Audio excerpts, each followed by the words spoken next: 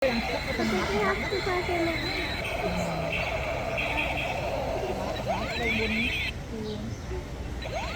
là xoa cút lên này.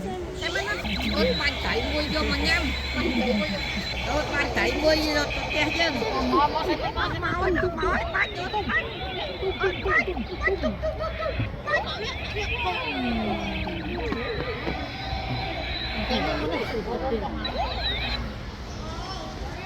Chặt tay vô tập kè chứ.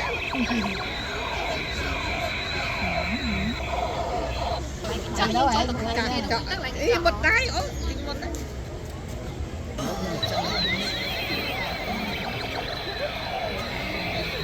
Cái thử lan mới lớn lên xong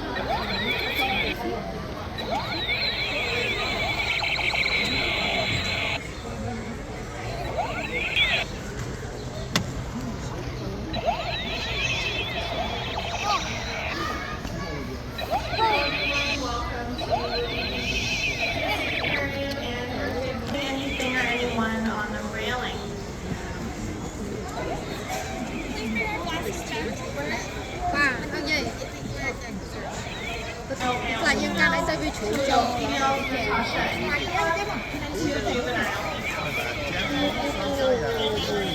trong đạn của con xíu